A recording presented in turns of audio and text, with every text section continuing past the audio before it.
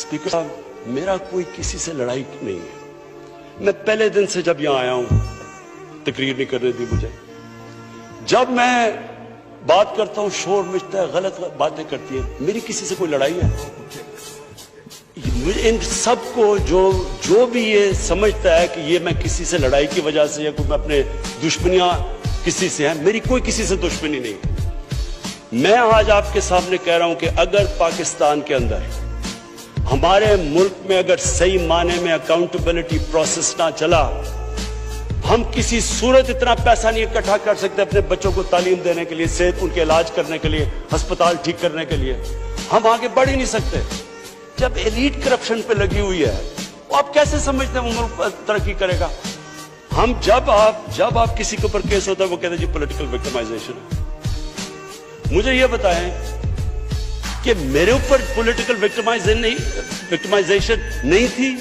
जब इन्होंने मेरे ऊपर 2002 का फ्लैट डिक्लेयर हुआ, मुझे इन्होंने सुप्रीम कोर्ट में 6 केसेस कर दिए। मेरे इलेक्शन कमीशन के अंदर मुझे सुप्रीम कोर्ट में 2 केसेस किए।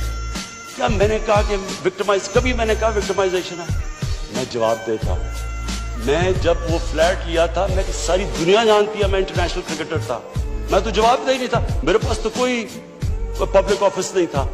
उसके बावजूद 10 महीने में स्पीकर साहब, जो मेरे से सुप्रीम कोर्ट ने जवाब मांगे मैंने दिए।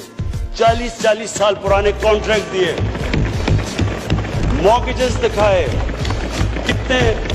किधर से पैसा आया, मॉर्गेज में कितना गया, कब वो मॉर्गेज दिया, फ्लैट कब बिका, बीवी से जो पैसे लिए हुए थे यहां जमीन लेने के लिए। आपको पता है सुप्रीम कोर्ट ने मेरे से पूछा कि जनाब आप बताएं, साबित करें कि आपने बीवी को पैसे वापस किए थे। वो बीवी ने ईमेल दे रही है कि हाँ इसने पैसे वापस किए थे। उन्होंने कहा नहीं सबूत दो। ये कभी हुआ ही नहीं है ऐसे कि वो बीवी कह रही है पैसे, वो कहते नहीं। बैंक स्टेटमेंट्स निकाल के दी 15 साल पुरानी, जो मेरा ट्रांजैक्शन बीवी के साथ था। मनी ट्रेल दी, सारा जो पैसा वहां से हलाल की कमाई का बाहर से पाकिस्तान लेके आया, उसकी मनी ट्रेल दी। स्पीकर साहब, कोई मैंने कमाल नहीं किया। ये हर उस मुल्क में जिसमें जेन्युइन डेमोक्रेसी है, वहां एक लीडर को जवाब देना पड़ता है, क्योंकि वो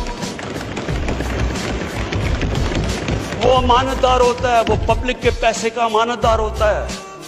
ये कोई विक्टिमाइजेशन नहीं है। और ये जो नैब है, ये हमने तो नहीं नैब बनाई। एक आदमी हमने भर्ती नहीं करवाया, नैब तो पुरानी है।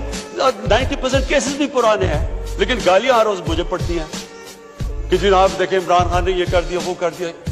लेकिन स्पीकर साहब, मैं चाहता हूं कि हमारी पार्लियामेंट चले। मैं चाहता हूं कि डिबेट हो सही, क्योंकि डिबेट के बगैर आइडियाज तराशे नहीं जाते। डिबेट सबसे इंपॉर्टेंट चीज डेमोक्रेसी की अकाउंटेबिलिटी और मेरिट के बाद तीसरी चीज है, वो डिबेट होती है।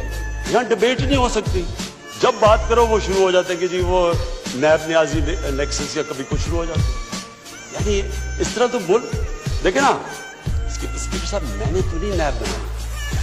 पॉइंट ये है कि क्या फंडामेंटल प्रिंसिपल ये है, क्या हमारे जो इक्तदार में लोग रहते हैं वो जवाब देना चाहते हैं अपनी वेल्थ का, या नहीं देना चाहते? और अगर वो नहीं देना चाहते तो बाकी क्यों देंगे? आप जो कल्चर होता है वो ऊपर से सेट होता है। वो कहते हैं the fish rots from the top. जब ऊपर से खराब होता है सारा माशरा नीचे तक तबाह हो जाता है। करप्शन का स्पीकर साहब नंबर 1 प्रॉब्लम यह होता है कि मुल्क में जो पैसा ह्यूमन डेवलपमेंट में जाना होता है वो लोगों की जेबों में चला जाता है। नंबर 2 प्रॉब्लम ये होता है क्योंकि चोरी का पैसा होता है वो मुल्क में नहीं आप रख सकते, वो आपको मुल्क से बाहर भेजना पड़ता है। तो मैं सिर्फ ये कंक्लूड करता हूँ स्पीकर साहब, मैं अपनी ऑपोजिशन से बड़े रिस्पेक्ट से कहना चाहता हूँ, मेरी कोई किसी से दुश्मनी नहीं है, ना मैं कुछ बदला लेना चाहता हूँ।